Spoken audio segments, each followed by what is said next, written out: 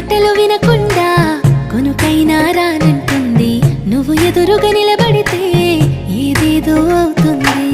ఓ పలుకుల చిలకమ్మ, నేను కోరిన ఈ జన్మ మాట్లాడే సిరిబొమ్మ.